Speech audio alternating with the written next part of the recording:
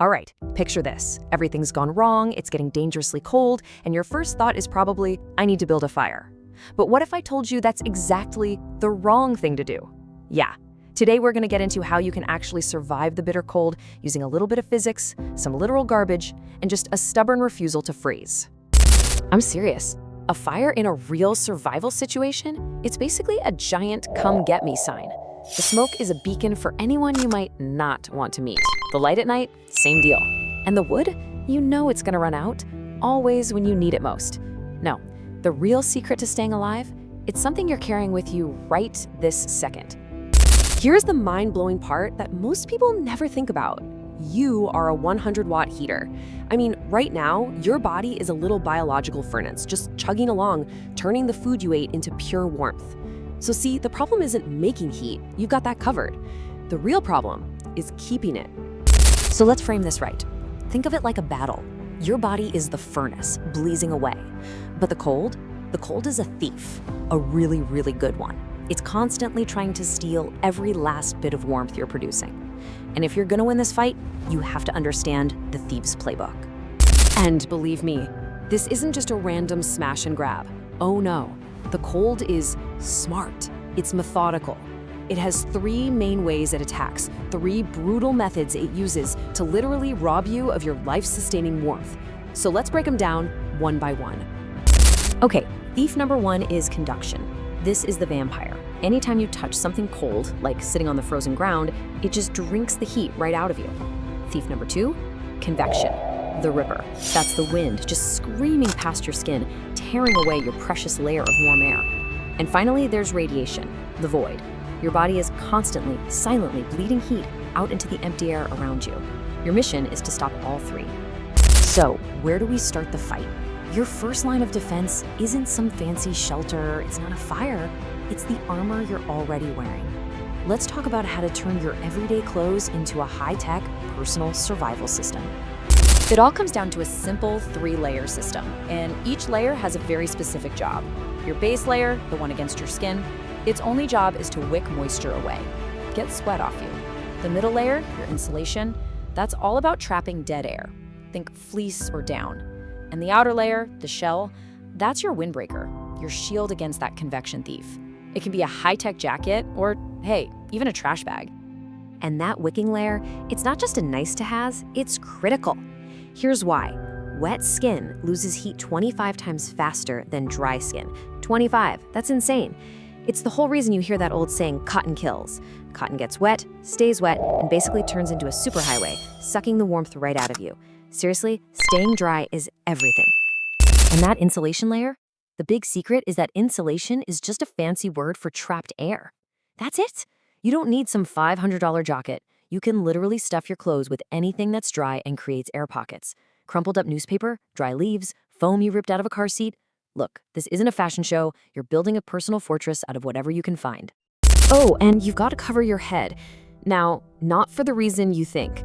That old myth about losing 90% of your body heat through your head, total nonsense. But the real reason is just as important.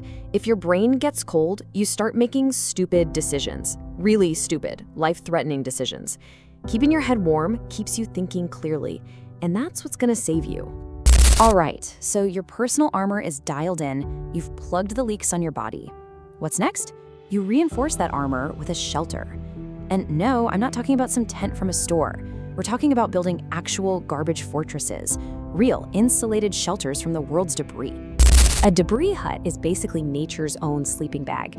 It's super simple. You make a frame of some branches, but here's where the magic happens. You have to bury that thing in at least 2 feet of dry leaves, pine needles, whatever you can find.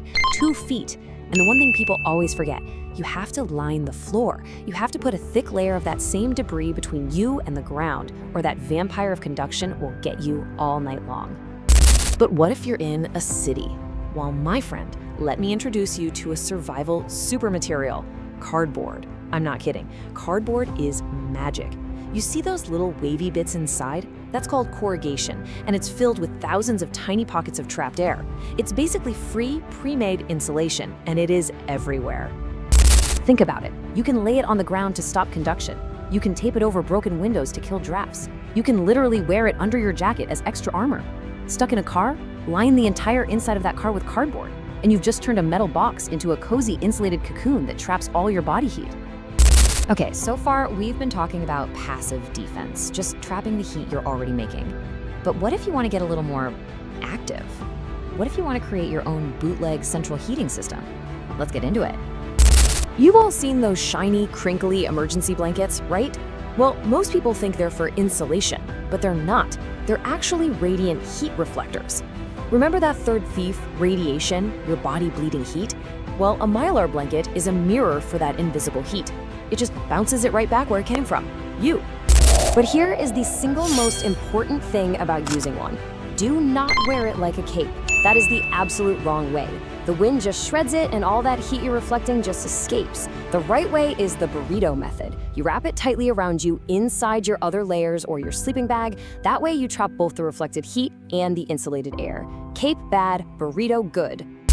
This next one, this is just brilliant.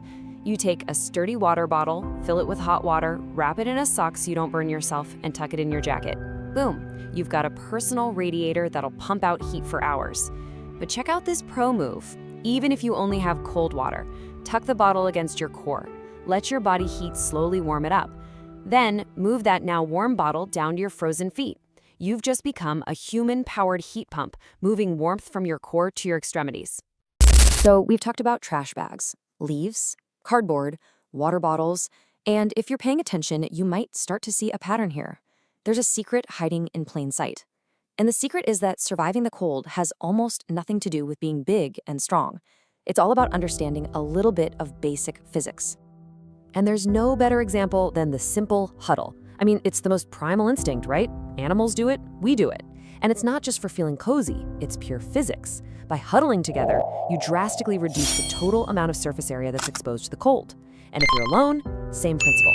You curl up into the fetal position to make yourself as small a target as possible for that radiation thief. I want you to really let this one sink in. Your body is a biochemical furnace that runs on fat, carbs, and pure spite. I love that. It's the whole point. You are not a helpless victim waiting to freeze. You are a powerful, self-fueling furnace. Your only jobs are to keep feeding it and, more importantly, to insulate it properly. So, after all this, the layers, the shelters, the reflectors, all these tricks are really just doing one single thing. The great secret to not freezing to death isn't about trying to make more heat. It's not about building a bigger fire. So what is it? It's plugging the leaks. That's it. Every single thing we've talked about, every layer of clothing, every leaf you pile on your shelter, every piece of cardboard is just about stopping your precious body heat from escaping. You're not trying to be a bonfire, you're trying to be a thermos. And that right there is what this all comes down to. When things get bad and the cold starts closing in, if you're layered up, insulated, and using physics as your weapon, you're not just a victim shivering and hoping for the best. You are actively fighting back. And if you wake up the next morning, that wasn't luck. That was a victory you earned.